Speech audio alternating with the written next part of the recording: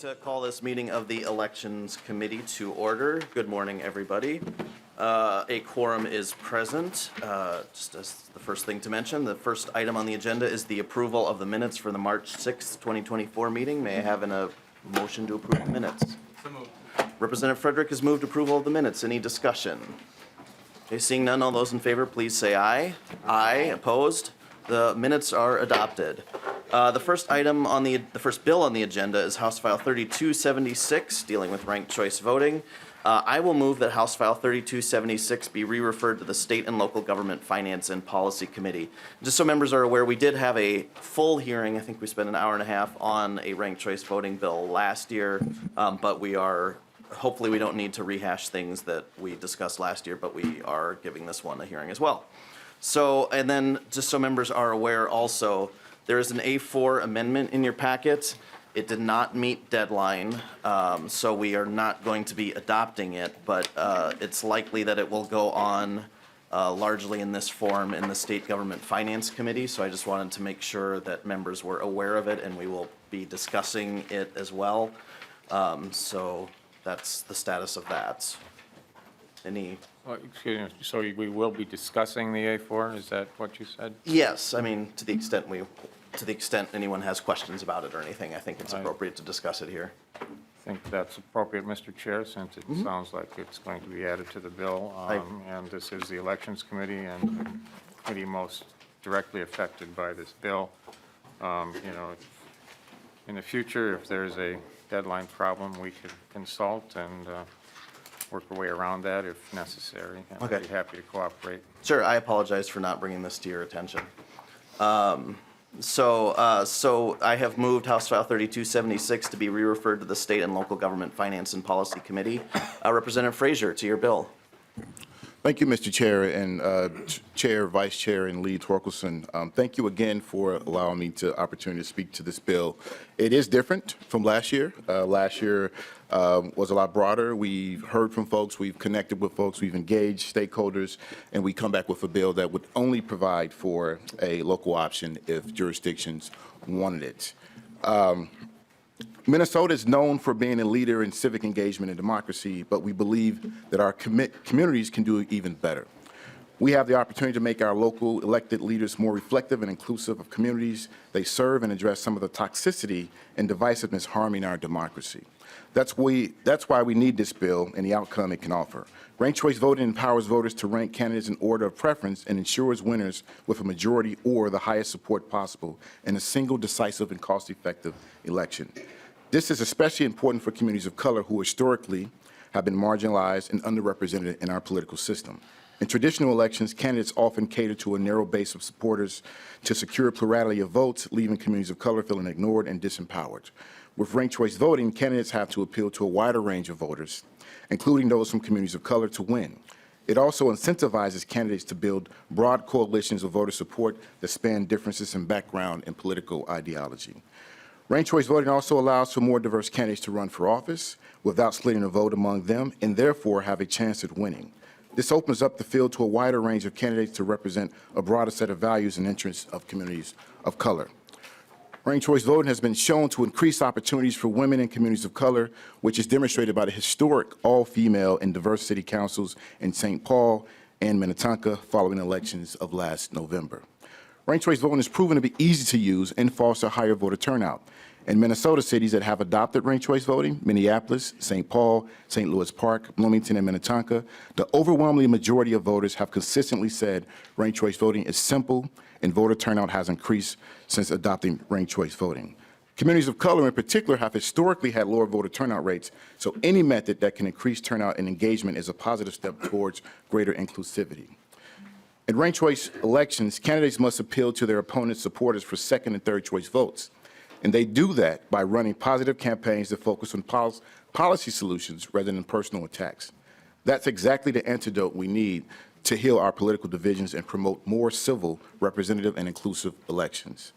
This bill is necessary because under current law, only charter cities with odd year elections less than 1%, which are less than 1% of Minnesota local jurisdictions, have the ability to adopt ranked choice voting today without this legislation.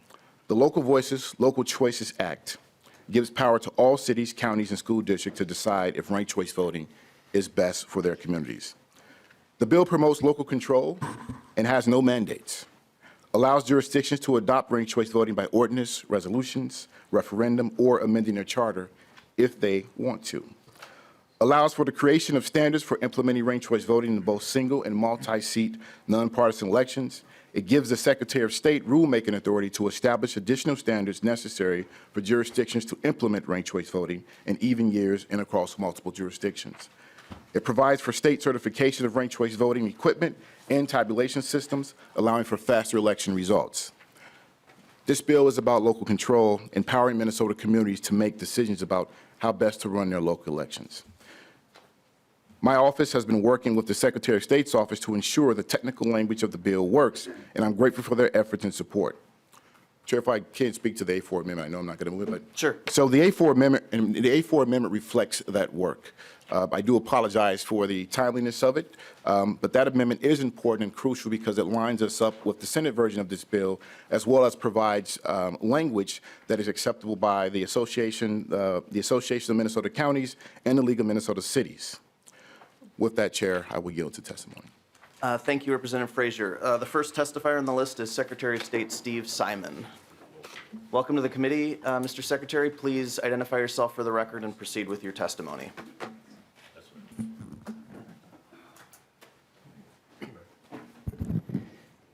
Thank you, Mr. Chair and members. Steve Simon, Minnesota Secretary of State. I want to thank you for your time and attention. I want to thank Representative Frazier for his leadership on this. This is really about unshackling cities. Right now, as you heard Representative Frazier say, we have two classes of cities. We have statutory cities and we have charter cities. But strangely, right now, only charter cities are even allowed to experiment with ranked choice voters. No other cities are allowed to even experiment with ranked choice voting. And you don't have to like ranked choice voting. You don't have to buy into the concept at all, or maybe you're not sold yet, to understand that other cities should have the opportunity to experiment with it. If they don't like it, they can ditch it. If they like it, they can keep it. But it really is that simple. Right now, if a statutory city wants to experiment with ranked choice voting, that city, that jurisdiction would have to come to you, would have to come to the legislature with a one-off bill and, in essence, plead their case and plead for an exception to the law. It doesn't make sense. I used to carry a version of this bill myself when I was among you in the Minnesota House of Representatives, and I think for a long time it has made a lot of sense. Give cities the option, give them the choice, give them the freedom, give them the flexibility to choose the election system that works for them, only for nonpartisan elections, only for municipal elections, but it doesn't make sense any longer to have communities in two separate categories and two separate classes. So this would give more freedom, more flexibility to all jurisdictions across Minnesota to adopt ranked choice voting if they wish. That's the bill, and that's the best reason, I believe, to support it. Thank you. Thank you for your testimony. We have, I think, 5 people who have signed up to testify on this bill. We've asked them to keep their remarks to 2 minutes. So if it gets to be past 2 minutes, you may hear me just ask them to wrap things up. So the first testifier on the list is Jen Westmoreland. Welcome, Board Member Westmoreland, and after Jen Westmoreland will be Christina Scipione.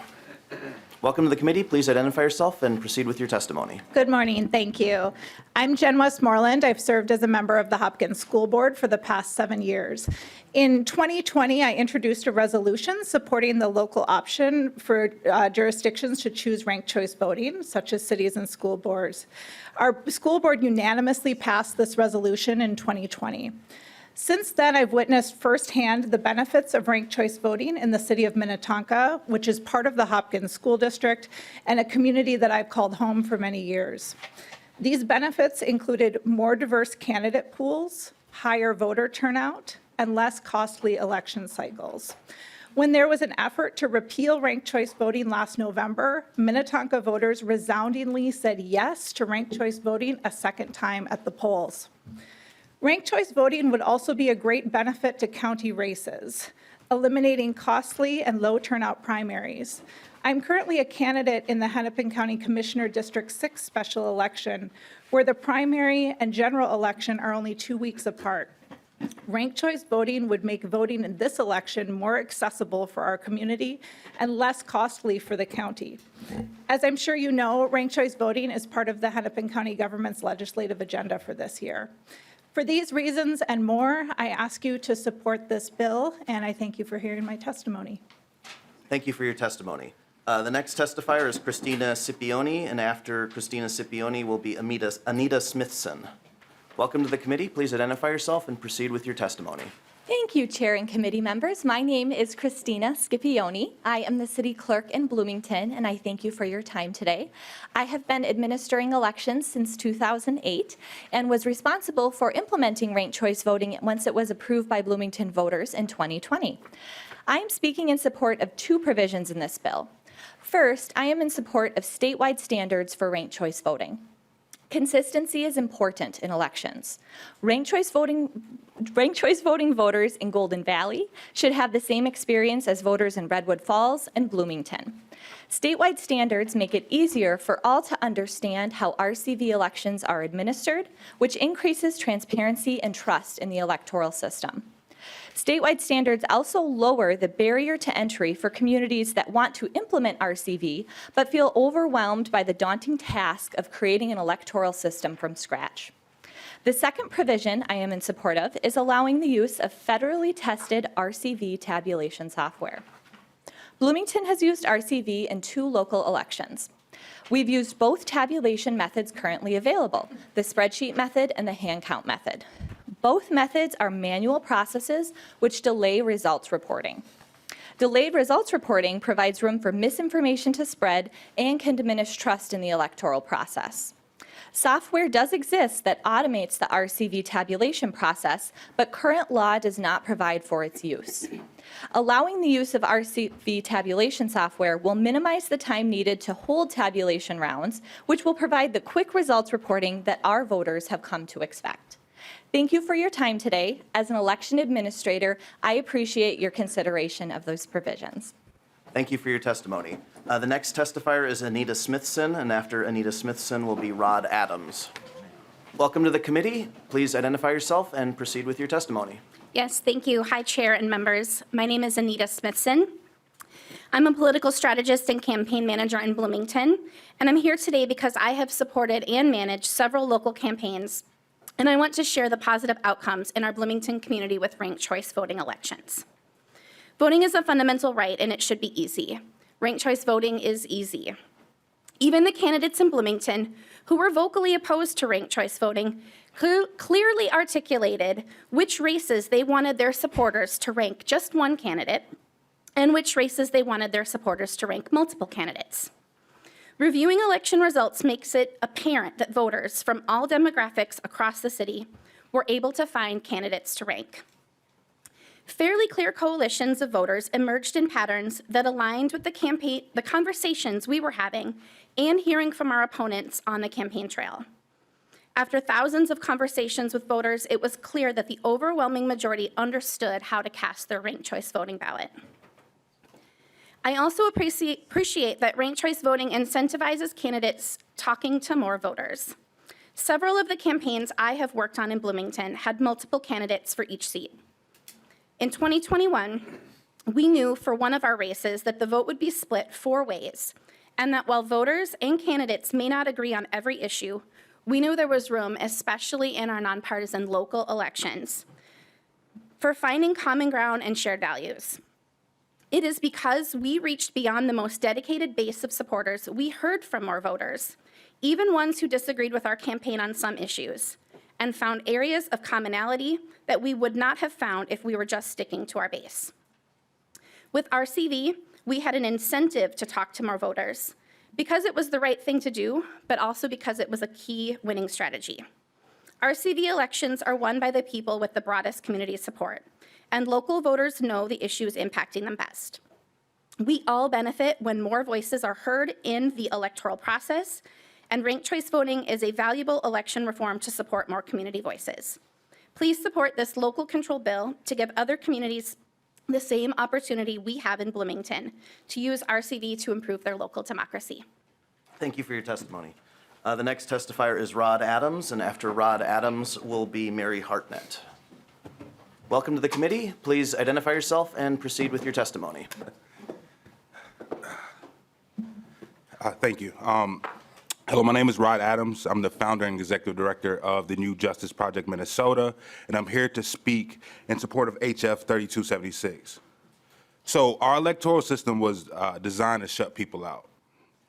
And it was only with time, hard work, that more and more people gain access to the ballot and the voice who represents them.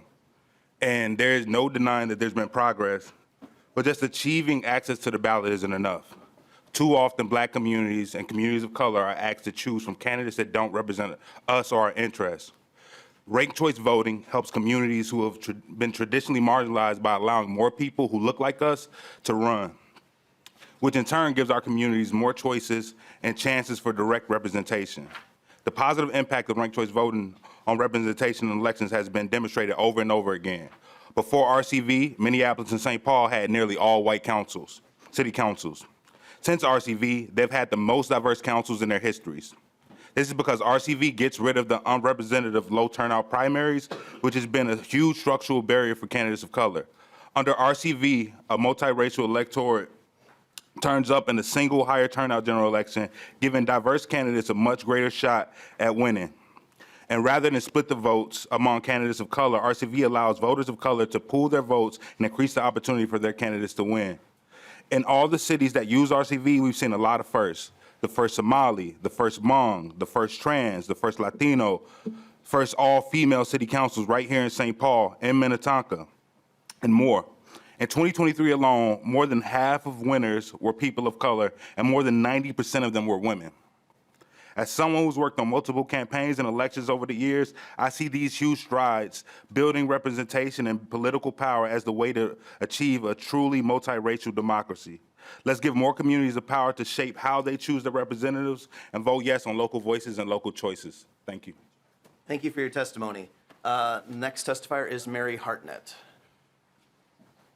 Welcome to the committee. Please identify yourself and proceed with your testimony. Chair Freiberg, members of the committee, my name is Mary Hartnett, and I'm the Executive Director of Clean Elections Minnesota, a nonpartisan nonprofit that advocates and educates for a strong democracy in Minnesota. We are here to support House File 3276, the Ranked Choice Voting Local Options Bill. Thank you for giving us the opportunity to testify today, and thanks to Representative Frazier for authoring the bill. Only 15% of our Minnesota cities are presently authorized to adopt RCV for their local elections. That means 85% are prohibited from conducting their elections the way that they think best. Cities and counties are asking for this change. Over 14 cities and counties have passed resolutions supporting RCV for local elections in Minnesota. We need to listen to them. Local control just makes sense. RCV offers a way to bridge divides. 3 years ago, I ran a city council campaign, a very scrappy ward, that had 7 great multiracial candidates running for the same seat. They ranged from 23 years old to 72 years old. The candidate forums were full. To court voters, each candidate had to show what they had in common with other candidates to become voters' second and third choices on their ballot. What could have been divisive and combative became a healthy competition. It promoted more direct outreach to diverse voters and a more thorough vetting of issues that were important to our community. At present, only 5 Minnesota cities have the benefit of RCV. Let's strengthen our democracy. Let the people decide. Please vote to adopt House File 3276. Thank you. Thank you for your testimony. Do any members of the public wish to testify on this bill? Okay, if you could come forward. And please keep your testimony to 2 minutes or less. Please identify yourself and proceed with your testimony. Thank you. My name is Michael Holt. I live in St. Paul. We've been using ranked choice voting for some time. Some years ago, there was an election for mayor. The seat was open.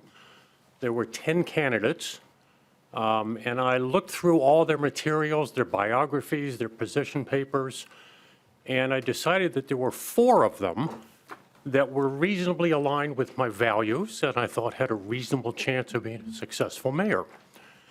I voted for all 4 of them. I had to rank my vote. Melvin Carter won that election, and he had not been my first choice, but I had voted for him. So consider the effect after the election. Everyone else has been talking about the election itself. The election has happened, and I hear the news that Melvin Carter got elected. My immediate response was, hey, Melvin, he'll be good. I voted for him. Had I only been allowed to vote for one candidate, I could have had a very different reaction to the news of Melvin Carter's election. The ranked choice voting made me a more engaged voter. I feel a connection with the government more than if we had not had ranked choice voting. We live in a time where people feel alienated from their government, and this is a way to address that.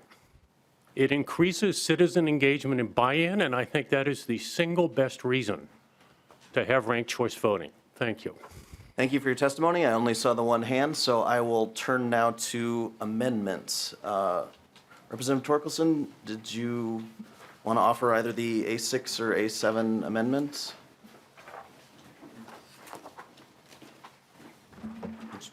We could do some member discussion if you prefer for a bit too. I'll offer the A6. Okay, Representative Torkelson has offered the A6 amendment. Representative Torkelson, to your amendment. Thank you, Mr. Chair. This would require jurisdictions must adopt ranked choice voting no later than 180 days before the first date of filing affidavits. You probably want to put your microphone a little closer. Sorry. Thank you, Mr. Chair.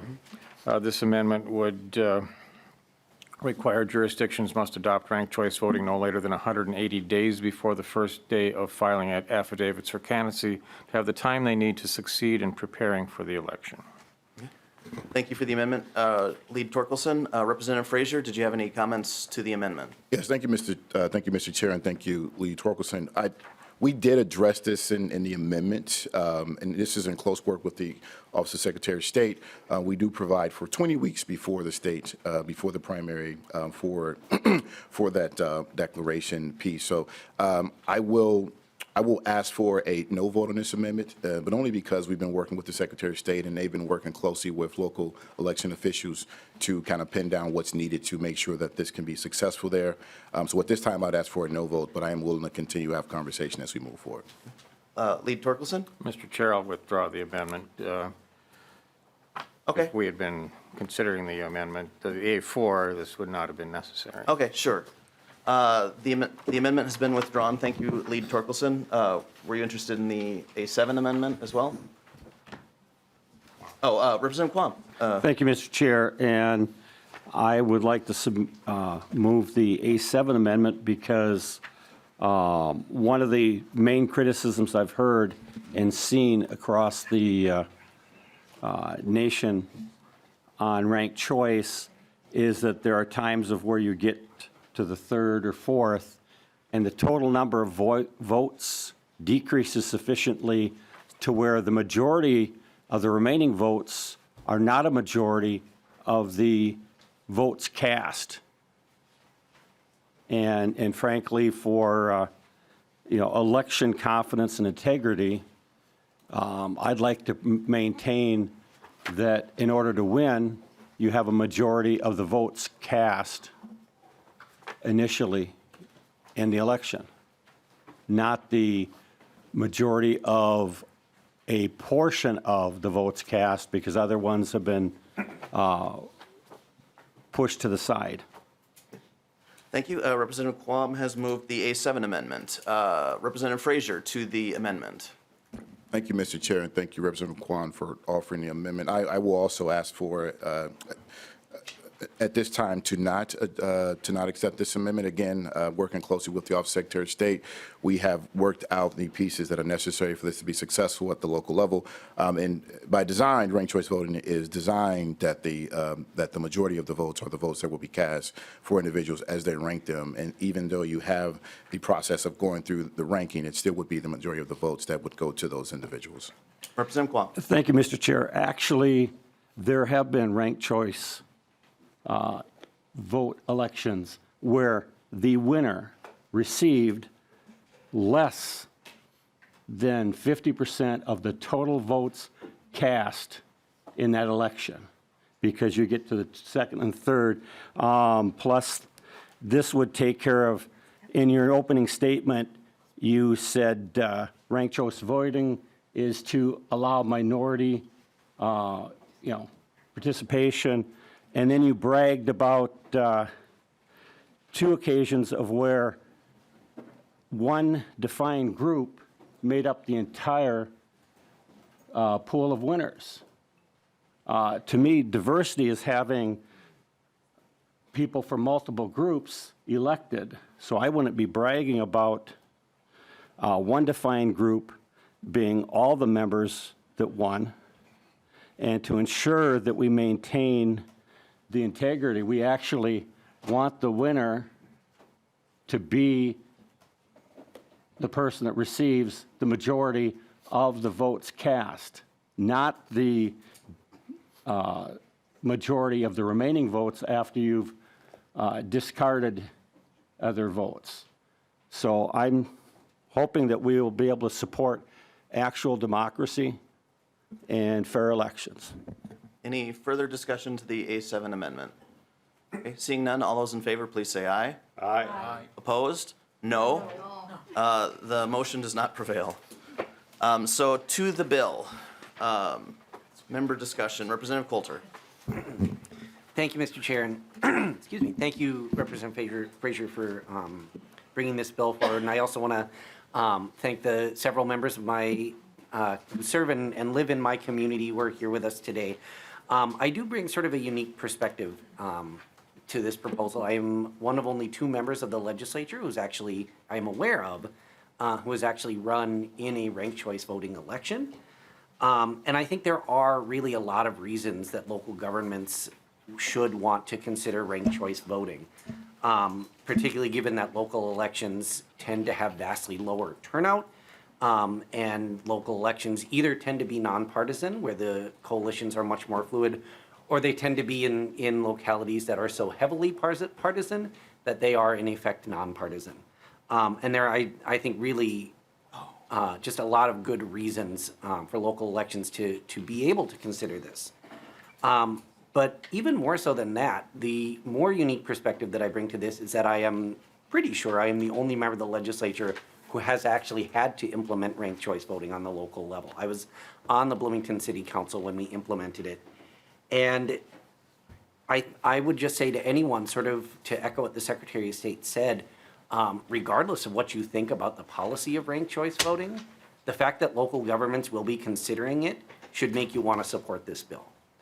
That this will give locals the ability to consider guidelines and guardrails and all of the things that are involved with implementing ranked choice voting, will, I think, make it a much more transparent process, a much more accessible process for local officials and for residents. We did, I think, as good a job as we could be expected to do in Bloomington when we had to implement it, but it still kind of felt like the Wild West to me. And so I think having all of this in place, it just makes good government at the local level. And I think that's something that we should all support. Thank you. Thank you. I don't have any members on the list to speak on the bill. Lead Torkelson. Well, thank you, Mr. Chair. Question for the author. Sure. There is a provision in this bill for recounts. Is there a history of recounts in ranked choice voting elections in Minnesota? Representative Frazier. Thank you, Mr. Chair. I am not particularly aware of a history of recounts with the ranked choice voting process, but if there's anyone here from Secretary of State's office that, let me see. Okay. Yeah. So you may get the same answer. Welcome to the committee. As you come down, please state your name for the record and proceed with your response to the question. Thank you, Chair Freiberg and Lead Torkelson. Nicole Freeman, Office of the Secretary of State. I am not aware of, but I'm happy to ask whether it's internally in our office or talk with the jurisdictions that have ranked choice voting to get you more information on that. I will say that in the A4 amendment, we felt like it was important to clarify that OSS should create rules, particularly for recounts related that are occurring in a ranked choice voting election. As we looked through rules as they related to and tried to fit it into a ranked choice voting election, we realized that we think we would need to make some clarifications as to how that process would happen. So that's why we made that modification in the A4. Lead Torkelson. Thank you, Mr. Chair. So can you tell me about the process that you have implemented in the A4? Nicole Freeman. Thank you, Chair Freiberg and Lead Torkelson. So in the A4, what we have modified is to request that OSS do conduct rulemaking for the purposes of the Secretary of State must adopt rules governing recounts conducted under this section. So we don't have a set standard yet of what we would be prescribing, but that would be in our rulemaking process. So we would have the public notice period and then be working closely with our local election officials to create the process that makes sense for that. Lead Torkelson. Well, thank you, Mr. Chair. We know tabulating ranked choice voting results can be complex and challenging, and I would guess recount would be every bit as complex and challenging, and results would be slow in coming. Another question, Mr. Chair, if you don't mind. Lead Torkelson. Thank you, Mr. Chair. To the author, in Minneapolis, we know that ranked choice voting has been going on for a while. Their first, if I recall, their first attempt at this, they had a multitude of candidates. I don't remember the exact number. And then as they proceeded to the next election, they ended up raising filing fees significantly. Can you tell us a little bit about filing fees and how they impact a candidate's opportunity to be on the ballot? Sure. Representative Frazier. I'm not sure it's Yeah, I don't- directly relevant to the bill, but I don't know if Lee Torkelson, thank you for the question. Mr. Chair, thank you for the recognition. I don't know if I can tell you, I would imagine that if there's an exorbitant fee, it could be a barrier to the ballot, but I have not did a query and scanned all jurisdictions to see what those filing fees are, or read any studies or surveys that say that in the state of Minnesota we have filing fees that are being a particular barrier for candidates. Lead Torkelson. Well, thank you, Mr. Chair. Representative Frazier, from my perspective, it seems like the entire reason for raising those filing fees was to limit the number of candidates on the ballot, because I don't know why, but that seems apparent to me that was the reasoning behind it. So you've got kind of this double-edged sword in a way. So in this bill, who sets the filing fees for these elections? Representative Frazier. I believe we still leave that up to the local jurisdictions, but Nicole, I will. Nicole Freeman, any clarification? Thank you, Chair Freiberg and Lee Torkelson. Yes, that still would be up to the individual municipality. Lead Torkelson. Oh, thank you, Mr. Chair. So there's no limit on how high those filing fees could go if local jurisdiction decided to restrict the number of candidates by raising the filing fees? Representative Frazier, I don't know if we have that information here.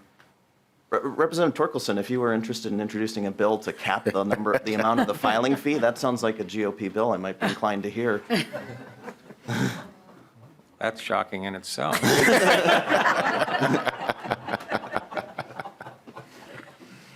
No further questions, Mr. Okay, thank you. Representative Quam. Thank you, Mr. Chair, and I want to tell the author that I appreciate statewide standards because of the confusion that we've seen in some communities with this. I think that helps, plus it also helps in decreasing the amount of time to prep and a little bit more confidence. Thank you. Thank you. Sound more like a comment. Representative Greenman. Thank you, Mr. Chair, and thank you, Representative Frazier. And this is just a quick comment because I know how hard you've worked on this bill, and I think that letting local governments choose the system that works for them is the right choice, and I really appreciate it. And I know you've spent lots of time. We had a lot of time here last year, and so want to appreciate all the work you've done in really listening to local governments, listening to the Secretary of State and members. So just thanks again. That's how policymaking should work. Thank you. Thank you. Representative Bliss. Thank you, Mr. Chair. Just real quick, is there evidence that ranked choice voting leads to a higher incidence of ballot spoilage? And what is your criteria for ballot spoilage? Representative Frazier. Thank you, Mr. Chair. I am not aware of that evidence that it leads to a higher level of ballot spoilage, but I will defer to Secretary of State's office if there's anything to add. Nicole Freeman. Thank you, Chair Freiberg and Representative. I'm not aware of a higher occurrence of spoilage necessarily at the polling, location as somebody is voting. I will say that there is a process then of, so I'm not sure if you're talking about on Election Day and that, as people are voting on Election Day. Yes, I'm not aware of that. And I'm trying to think if that is on a summary statement somewhere. I will look and see if that is something that is reported out of how many ballots were spoiled. Thank you. Representative Bliss? Okay. Seeing no additional member discussion, Representative Frazier, any closing remarks? Thank you, Mr. Chair, for the opportunity. Again, members, thank you for the discussion. Again, I am open. If you have any questions, please reach out, and I will be responsive as the bill moves along. Okay, thank you, Representative Frazier. With that, I will renew the motion that House File 3276 be re-referred to the State and Local Government Finance and Policy Committee. All those in favor, please say aye. Aye. Opposed? No. Okay, motion prevails. The next bill on the agenda is House File 4728, Representative Bahner. If the people leaving could try to do so quietly so we could continue with our hearing, that would be great. Thank you. Representative Bahner, would you like to move that House File 4728 be re-referred to the Judiciary, Finance, and Civil Law Committee? Take your time. Yes, Mr. Chair, I would like to move that it be moved to the Judiciary Finance Committee. Okay. Thank you. Representative Bahner has moved House File 4728 to the Judiciary Committee. Did you want to move the DE2 amendment as well? Yes, Mr. Chair, I would like to move the DE2 and get the bill in the shape I would like it. Okay. Any discussion to the DE2 amendment? Okay, seeing none, all those in favor, please say aye. Aye. Opposed? No. Okay, the amendment is adopted. Representative Bahner, to your bill as amended. Thank you, Mr. Chair. And just for clarification, the DE2 did some conforming changes with the Senate and also aligned the fees for the limits on receipts and claims. With that, we'll dive right in. Mr. Chair and members, Minnesotans participate in elections at higher rates than any other state year after year. We are proud to consistently claim the top spot for the highest participation in the country. Minnesotans have deep roots in the tradition of participation in the democratic process. We value a long-standing tradition of grassroots support in our politics. Last year, we made historic changes to reduce influence of big money interests and corporations in our political process in favor of small donors placing their money where their values lie. A big part of the tradition is a unique program here in Minnesota called the Political Contribution Refund Program that allows every eligible Minnesota citizen to contribute to a political party unit or political candidate of their choice. We make asserting these values even easier and affordable by allowing individuals to make a fully refundable contribution of up to $75 or $150 per couple under the amounts increased in Minnesota statute last year. The state works in concert with the Campaign Finance Board and the Minnesota Department of Revenue to make these refunds available to all citizens. To date, the program has been widely successful, with many Minnesotans across the spectrum participating. Today, this process is highly manual and almost exclusively conducted via paper. With this bill, we seek to modernize the PCR process, bring it online, making it easier and faster, streamlining the process into an electronic format, meeting Minnesotans where they are in the digital age, where convenience and accessibility are not only desired, but expected. The proposal before you utilizes the recently rolled out enhanced CFB reporting system to generate electronic receipts with unique identifiers for each transaction. In this new phase of the digital transformation, the CFB in turn provides political party units or candidates with these unique receipt numbers. Party units or candidates can either furnish the link to the Department of Revenue website and the unique receipt number via paper with a thank you note, or via electronic means to allow the contributor to enter the information directly to the Minnesota Department of Revenue website to process their refund more quickly and efficiently.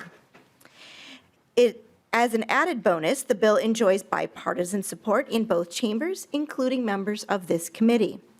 And with that, Mr. Chair and members, I ask you to support House File 4728 to bring the Minnesota PCR program into the modern era.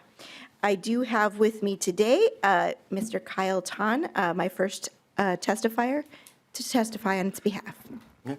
Welcome to the committee. Please identify yourself and proceed with your testimony. Thank you, Mr. Chair. My name is Kyle Tan. I'm a resident of Maple Grove in District 37B. Throughout the last decade and a half, I've served as a treasurer, deputy treasurer, or general campaign finance advisor to many political party units and candidates committees regulated by the Minnesota Campaign Finance and Public Disclosure Board.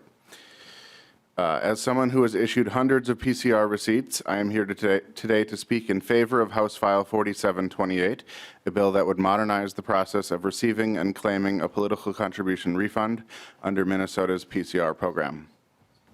The electronic process introduced by this bill certainly makes receiving a PCR receipt easier, significantly simplifying the refund claiming process as well. As for whether or not the claim process should be solely electronic, I believe keeping a paper claim form option should not overly burden the Department of Revenue, since it is likely most submissions would use the new electronic system. However, I would respect the Department of Revenue if they disagreed with my opinion on that point. In my opinion, the extra burden from this bill will be carried by the unit treasurers like me. They will be required to enter contribution data more frequently into the campaign finance online software in order for a PCR claim code to be created. In my opinion, this is not a bad thing, as it is never a good idea to leave all of your committee's data entry until it's time to report. As a current party unit treasurer, this new system would allow me to send PCR receipts electronically via email, or be able to combine my thank you letters with information regarding the claiming their refund under the PCR program, which will significantly reduce the amount of paper I issue as a treasurer. To the representatives of the Department of Revenue here today, if there are any, just letting you know, claimmypcr.com is available. And thank you for your consideration of this bill. I'm happy to take any questions if there are any. Yep. Thank you for your testimony. We do have a couple people who've signed up for the bill, too. If you could give them some room up at the table. First is Mary Hartnett, and next will be Tom Wiesen. Welcome to the committee. Even though you were just here, please identify yourself once again for the record and proceed with your testimony. Mr. Chair, members of the committee, my name is Mary Hartnett from Clean Elections Minnesota, here to testify in support of House File 4728, the Political Contribution Refund Modernization Act, we're calling it. And I want to thank Representative Bahner for introducing this bipartisan bill and to everyone who signed on. The excessive amount of big and dark money flowing into elections is staggering and threatens our democracy. Public financing programs put more power into the hands of everyday voters. Thanks to Representative Coulter in this committee, the PCR has increased to 75 per individual and 150 per household. But the paper-based program is a deterrent, and voter participation levels in the program are relatively low compared to the number of voters we have. Last year, MinPost asked Campaign Finance Board Director Jeff Segerson why more voters don't take advantage of the PCR. He replied, when I go to Menards and they say, get 11% back if you fill out this form and send it in the mail to this address, I think, well, how many times have I actually done that? An electronic system will make it easier for voters to use. Increased participation and revenue from the PCR will make candidates less dependent on big donors and more accountable and interactive with voters. Increased revenue for campaigns will increase the number of candidates who participate in the program and agree to campaign spending limits. The Department of Revenue received about 45,000 PCR claims in 2022, the time that it takes for individual voters to manually fill out the paperwork. The CFB needs to record the information, and the time the Department of Revenue needs to manually process the forms is inefficient and a drag.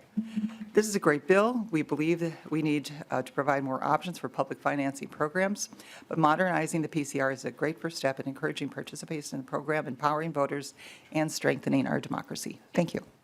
Thank you for your testimony. Next is Tom Wiesen.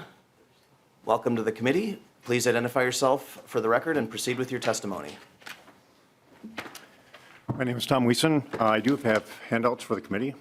If the page can take them and hand them out to members. Political parties are corrupt organizations created by politicians for politicians. They are the nation's largest, most destructive special interest groups, and as such, they provide no benefit to society, nor do they have any business controlling elections or controlling government.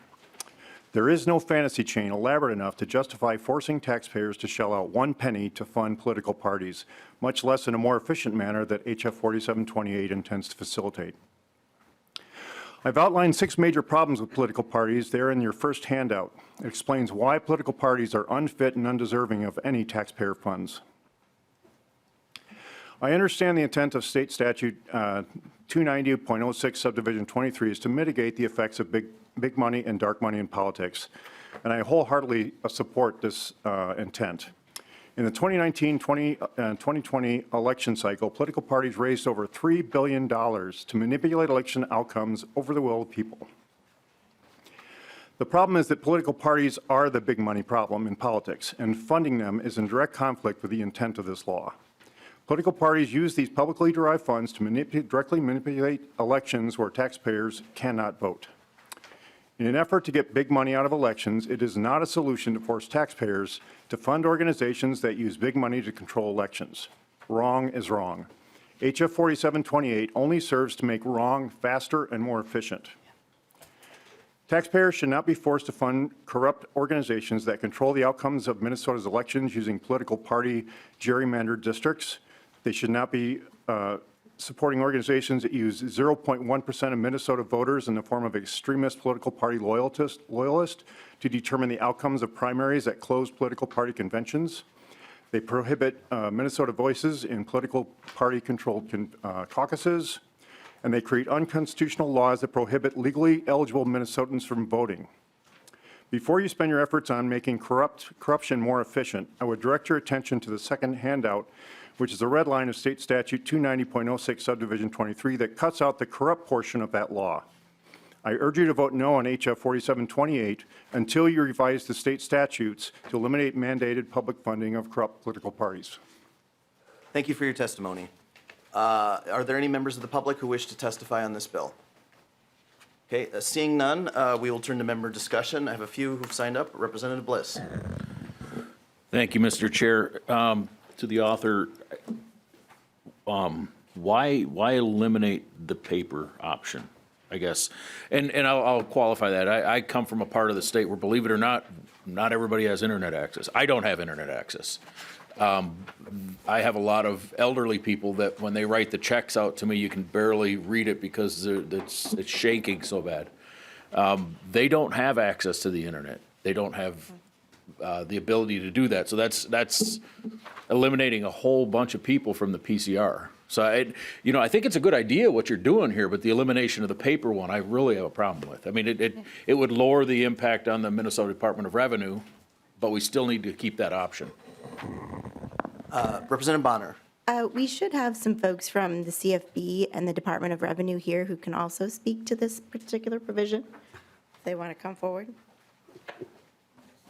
Sure. Is there somebody? I have Mr. Sigurdson and I have the Department of Revenue. Welcome to the committee. Please identify yourself and proceed with your testimony. Thank you, Mr. Chair, members of the committee. For the record, my name is Joanna Bears. I'm the Legislative Director for the Minnesota Department of Revenue. Mr. Chair, Representative, that's a really good question. We can do paper or electronic process either way. I know that the folks that have been talking about this kind of wanted to lean to an all electronic process because there's more verification that goes into an electronic process and folks would get their refunds quicker, but either one works for the department. Thank you for your response. Representative Bliss? Oh, I see does he want to come down and comment? Welcome to the committee, Director Sigurdson. If you could just please identify yourself and respond to the question. Good morning, committee members. Jeff Sigurdson, Executive Director, Campaign Finance and Public Disclosure Board. Correct. Of course, the board currently provides the paper booklet receipts to party units and candidates. I believe the understanding in the other body is that this would provide it more security by having a number that is only provided to the donor and then which is directly provided to the Department of Revenue to streamline their process. But the board doesn't have a position on eliminating the paper receipts. Representative Bliss? And what is the status of this bill? Is it going to be held over for future inclusion, or? The bill needs to get heard in, the motion is to re-refer it to the Judiciary Committee, and I believe it would also need to get heard by the Tax Committee because of the revenue Department of Revenue implications. So from what I understand, there's no objection from the Minnesota Management Budget or the Campaign Finance Board to include both. So would that be something we could maybe amend on in the next committee to include both? Representative Bahner? Thank you, Mr. Chair. And yes, that conversation continues, but we do still have some provision to do such a thing. So I will continue to make that commitment as we move the process along. All right, Representative. Okay, Representative Davis? Mr. Chair, my questions were answered. Thank you. Okay, thank you. Representative Kwong? Thank you, Mr. Chair. I signed on to this because adding the electronic receipt in that process seems like an intelligent thing to do. However, with this amendment, I can't see how I can support this bill because it changes it so it says official electronic refund receipts. And I like technology, but we can't toss away the paper, the standard way that we've been doing it for year after year after year, with the snap of a fingers. If we were going to get rid of paper at some time in the future, it would be after all the balls, you got problems when you roll out electronic things at times, generally. And I'd prefer that we actually add and get all the kinks worked out and then discuss, can we get rid of the paper? But to say, oh, we're going to throw away our existing system because, reading this amendment, that's what it says. I can't support that because it's not right. Thank you, Representative Kwong. Mr. Chair. Representative Bahner? Just to be clear, the CFB provides those receipt numbers, but you certainly have the option to send those receipt numbers and all of the information to your donors via paper format. It does not say you have to do it electronically. If you are supplying that to your donor, you can still give them the information via piece of paper if you choose to. Representative Kwong? Thank you, Mr. Chair. And reading the plain language of the amendment, it only has official electronic refund receipts. And I use that little book of receipts, somewhat sparingly, but I do use it because there are people. And I don't want to tell a Minnesotan that wishes to participate that it has to be through the electronic. And that's my problem with the current language. I wish that you had had an and or an or, but not deleting. So unless you fix this, I'm off your bill. Mr. Chair, Representative I believe Mr. Sigurdson might be able to weigh in a little bit on this. Director Sigurdson? Committee members, I'm just, some of the questions and conversation, I just want to make sure everyone understands the process that the amendment would put in place. The treasurer would have to use CFRO, which is the online reporting application, to generate the number that's used by the Department of Revenue for the refund.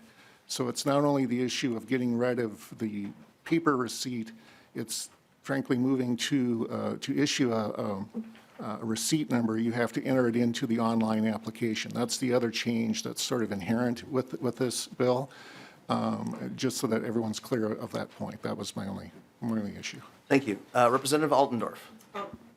Thank you. My question was answered as well. Representative Davis.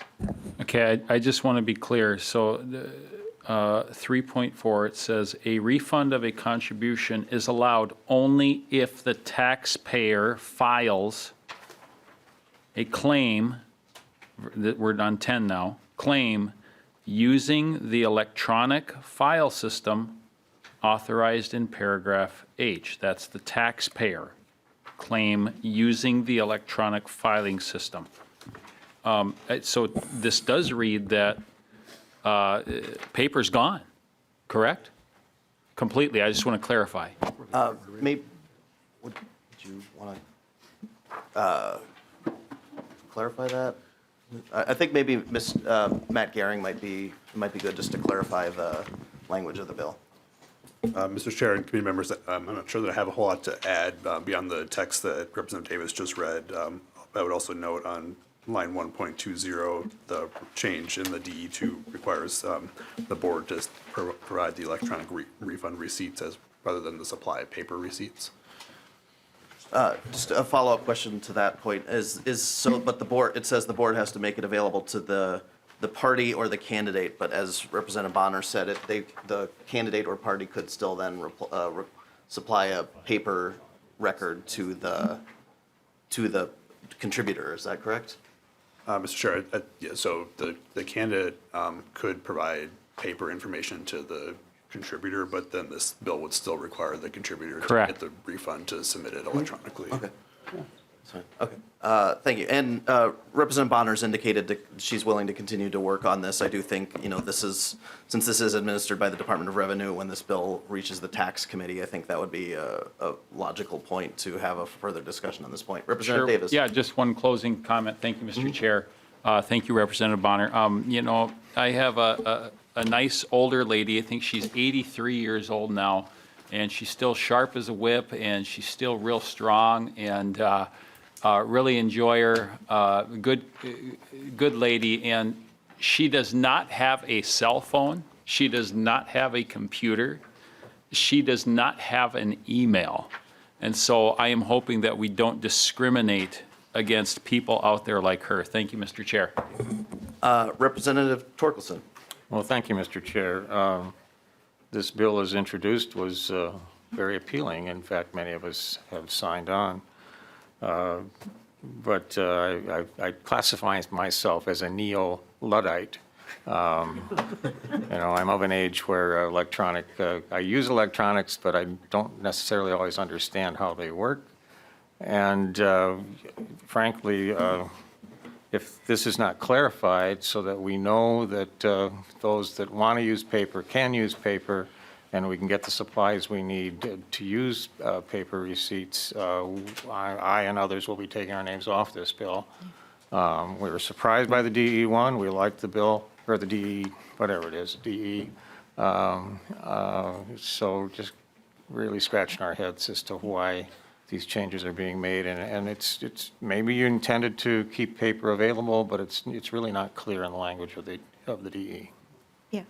Representative Bahner? Thank you for that. Just a couple of quick things. I will say, first of all, I have older voters too, and I can tell you that, for example, even in my own family, I have walked, I don't know how many folks through how to fill out the paper form, much less filling it out online. And I think there is a little bit of work that we as good stewards of our contributors can do to help them walk through and navigate that process.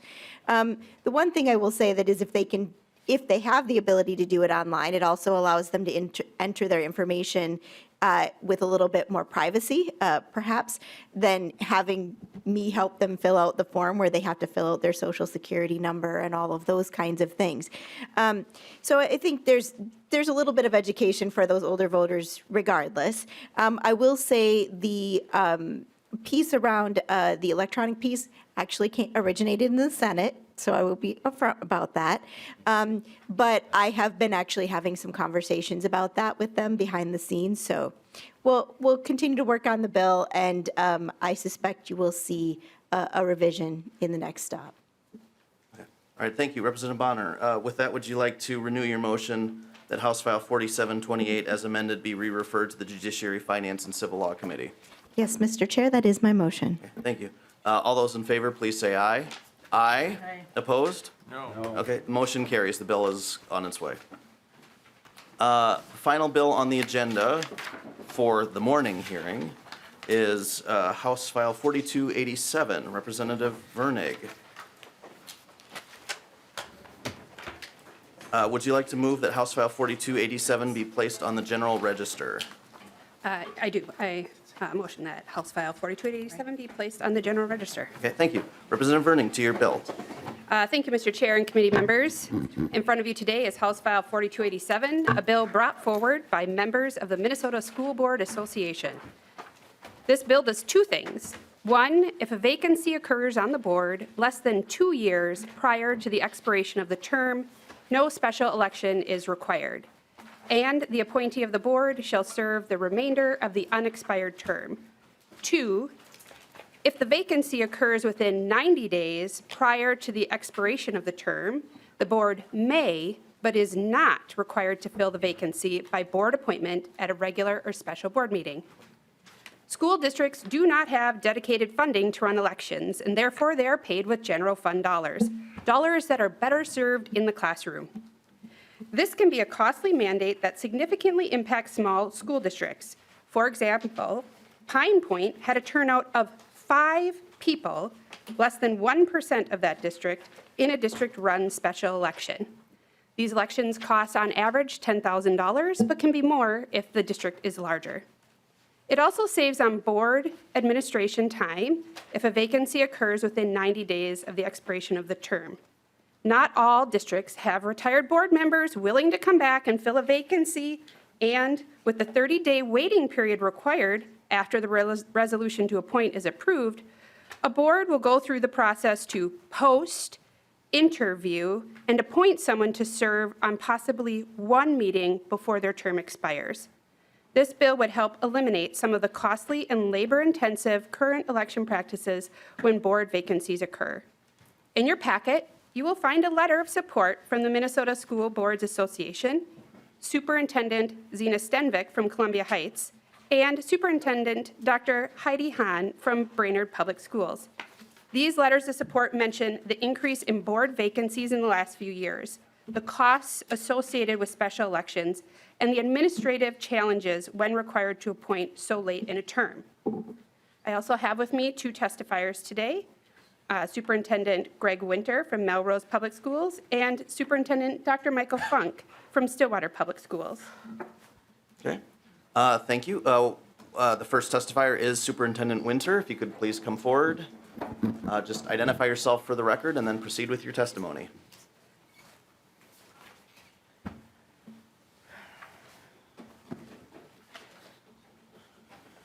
Thank you, Chair Freiberg and members of the committee. My name is Greg Winter. I am the superintendent of Melrose Area Public Schools. I'm here to testify on behalf of the House Bill 4287. In the 7 years that I've been in Melrose, we've had to twice run a special election. I think everybody in this room is aware of the transition that occurs from time to time in our society. Melrose being about 30 miles northwest of a major regional city of St. Cloud, close to the metropolitan area. From time to time, we do have professional members of our school board that have to relocate because of jobs and duties and other families. These things are expensive. We sit right now in the course of building budgets, hoping we don't have to run another special election to the tune of $7,000 to $10,000. I have been in districts where we have appointed people to fill the terms. It's worked out very well. We've had very little, if any, negative feedback on this situation and process by which we do it. This is just another example of another unfunded mandate that we have to do. We have members of the board that have the level of expertise to appoint a temporary person to fill out that position till the next election. And once again, from my experience, this worked out very well. I would hope the committee would look favorable upon this and see this as another unfunded mandate and another process by which we can move local control back to the school board. Thank you for this opportunity. Thank you for your testimony. The next testifier is Superintendent Dr. Mike Funk. Welcome to the committee. Please identify yourself for the record and proceed with your testimony.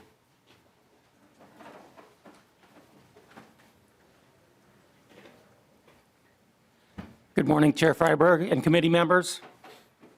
My name is Mike Funk, and I'm the Superintendent of Stillwater Area Public Schools. Today, I'm here to testify on behalf of the Minnesota School Boards Association on House File 4287.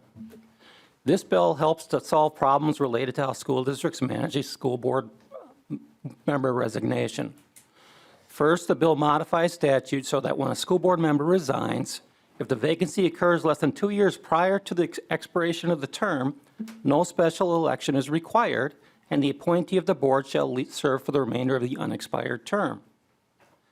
Today, specifically, I want to talk about the impact of special elections in the Stillwater Area Public School District. In Stillwater, we have had 5 board members resign since 2020. Our district is a large district area-wise, and during that time, over the past 3 or 4 years, we've had to run 2 special elections. In 2021, the district paid Washington County $48,000 to assist with our special election. In 2023, we paid Washington County $88,000 to assist with our special election for us.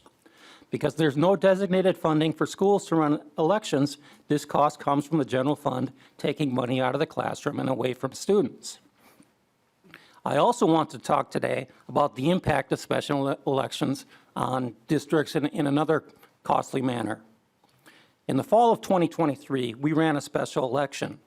Because of the increased expense of elections, we were asked to run combined precincts by the county in some of our smaller communities due to anticipated lower voter turnout. A clerical error was made on the part of the district in which community members in one of our newly combined precincts were not notified of the change by mail by the specified date. The error was not caught by the county. We were made of this by local citizens after the required notification date and conducted a mailing before the election. The district was forced to go into damage control as this issue was covered by the Pioneer Press and various local media outlets. If we had maintained the process of general elections every 2 years, we would not have the potential for errors related to combined precincts or from not having to run elections which are clearly not our primary area of focus.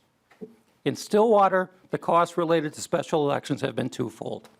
Our last 2 special elections required the district to spend almost $137,000 that could have been spent on students. The clerical error negatively impacted the reputation of our district, as elections are not our primary purpose. Thank you for your time today and your support of House File 4287. Thank you for your testimony, Superintendent. Are there any members of the public who wish to testify on this bill? Okay, seeing none, we'll turn to member discussion. Representative Davis. Thank you, Mr. Chair. I will say I completely understand why the administration loves this bill. One of the superintendents named, I won't go into that, I am very familiar with, and I completely understand why they love this bill. But the school board serves at the pleasure of the people, not themselves. We're talking about just under 2 years, the school board's going to appoint possibly, potentially, one of its own, and not the people. This takes authority away from the people. And I don't care what kind of price tag you put on that, that's not right. You can make a lot of decisions in just under 2 years on a school board. And that position, that one position on the school board that the people would elect, could be a very strong advocate for a voice of reason that would be shut out with this bill right here. I absolutely cannot support this bill. This takes away local control from we the people. That is wrong. I don't stand for it. Thank you, Mr. Chair. Thank you, Representative Davis. Representative Plum. Thank you, Mr. Chair. And having been a school board member, having been the treasurer on the school board, in fact, that school board is currently and usually at the bottom for per pupil funding.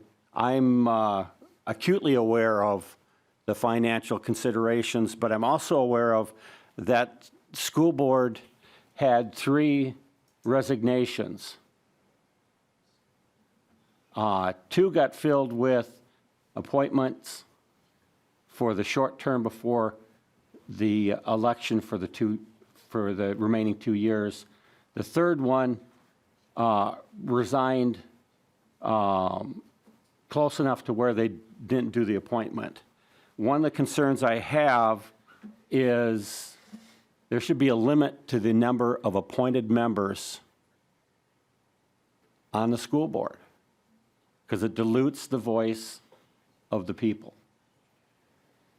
I understand the reason for trying to not have a bunch of special elections. That's why some years back I was able to get a bill included that limited to just a few occurrences during the year of where you could have it, so it overlapped with township elections and other periods. But the removal of voting, especially if it's multiple positions on a school board, I think hurts the confidence of the public in the school board. And if you, whether it's a referendum or some other issue, lose the confidence of the community in the school board, you aren't going to pass a referendum. So a key part of being on a school board is maintaining the relationship with the community. And I understand, am actually for some of the component in this bill, but not when you have multiple members that could or would be appointed. So I think there needs to be additional work done here, because I don't think it's a recipe for issues and stumbling. We even had a testifier, they weren't competent in, making sure the election was good, and they had additional costs. There's due diligence required, and there's no excuse for lack of due diligence. So I can't support this in its current form, but if there's some additional work so we ensure that it's not going to be multiple people on a board that are going to be sitting there for over a year, then I look back at supporting this. But thank you, Mr. Chair. Thank you. Representative Altendorf. Thank you, Chair Freiberg. Thank you, Representative, for bringing this bill. And, as we heard, I'm also on the Education Finance Committee, and as we heard from the superintendents, both of them clearly said, such a problem that's happening in our schools right now are these unfunded mandates. And being on the School Finance Committee, we saw schools really suffer this last year that are struggling. 65 new mandates pushed on our schools, the funding that went to them completely erased in their budgets. And so I want to thank the superintendents for testifying today. I also hear you very well, and I hear your frustration. And yet, this bill is, I very much disagree with it, because this is not an unfunded mandate. This is democracy, which this party likes to claim that they support. And by removing this as an option, by going to an appointment, now we are having basically what we're going to call like an elitist group, and you cannot deny that. It's an elitist group, whether it's the school board, the superintendent, elitist group is dictating to the people of a district who they find viable for that position to be sitting in that place, which now is possibly a 2-year appointment, which that person now becomes the incumbent on the next election cycle. And so although I have so much passion for you, superintendents, I feel the pain that the schools are having, and yet these are two very separate issues. We need to be raising our voice. What happened to our schools was disgraceful, and we cannot continue this complete injustice of the people of Minnesota by erasing their voice so that they do not have a voice of their election systems. Thank you. Thank you. Representative Bliss. Thank you, Mr. Chair. Recently, since COVID, the spotlight has been put on school boards quite a bit, and rightfully so. The school boards seem to be something that people just kind of took for granted, and then when things started happening, they paid more attention, more people got interested, more people ran for these elections, and I think that's a good thing. One of the things that I took note here, our testifiers, and thank you guys for coming down, we appreciate it, that this is local control. And I made a little note of the local control by letting the school board appoint its own members and not the voters. That's not local control. That's rather incestuous. I mean, to refill, if during COVID, in some of the local school boards, we had people resign due to the political change, people actually shining a spotlight on the school board. And if we were to allow this to go through, they would just replace with their own candidates. And granted, they posted and interviewed and did it, but it was their own candidates. It wasn't the voters. So I think, and I did take note also on the financial costs that the schools bear on this. And I certainly would be open to having something in the elections committee to help school boards locally with special elections. So I know it's a Republican saying they'd support extra money. That's probably a little bit strange, but I think I would, as long as we help it with the school boards. Thank you. Thank you. Representative Coulter. Excuse me. Thank you, Mr. Chair. Quick clarification question, I think maybe for Mr. Gehring. The way I read line 2.2 on the bill, it says no special election is required. And I'm not terribly familiar with every sort of bit and piece of this statute, but to me, I don't read that as it would preclude a special election. So if the district chose to pursue that option, would they be able to hold a special election? Mr. Gehring. Mr. Chair, Representative Coulter, I actually might defer to Representative Virnig to state her intent about that sentence. Representative Virnig. Well, I happen to like a lot of tools in a toolbox. So if a school district wants to hold a special election, that's up to them. That's local control. If they don't, they are not required. Representative Coulter. Thank you, Mr. Chair. Just wanted to clarify that.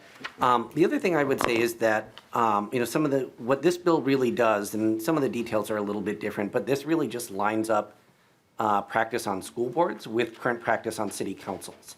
When there are vacancies in city councils, and I think county boards as well, but I could be wrong about that. But I know for certain when there are vacancies on city councils, there is an appointment process. And there, depending on the timing, there may or may not be a special election. So I think this really just adds a level of consistency where local governments operate when vacancies occur. Thank you. Thank you, Representative Coulter. Yeah, I was going to take, since we have a few extra minutes, I was going to take some initiative as chair and just point out that this really isn't anything earth-shattering. I mean, the U.S. Senate has appointments for remainder of terms, and as you pointed out, this kind of lines it up with city councils and other offices that have the authority to make appointments. The bill does have limitations. It only applies when there's less than 2 years on the term. And generally speaking, school boards should, I think, focus their resources on education and not on running elections. So I think it's, I'm certainly fine supporting this bill, and thought I'd mention that. I'm not seeing any additional member discussion. I'm looking at Lead Torkelson, who seems Like he doesn't need to say anything on this? Okay. I think it's been debated fully. Any closing remarks? Representative Virnig. Yeah, thank you, Mr. Chair and committee members, and Representative Bliss. If you want to work on a bill to help fund this for schools, I'm all in, so let's connect afterwards.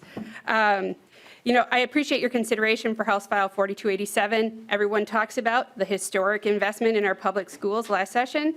Over the decades, they've been asked to do more and more, and this bill offers a little bit of relief. As Superintendent Stenvik said in her letter of support, districts have an obligation to their communities to be fiscally responsible, and this bill makes good sense. Thank you. Thank you. With that, Representative Virnig renews the motion that House File 4287 be placed on the general register. All those in favor, please say aye. Aye. Opposed? No. Okay, the motion prevails.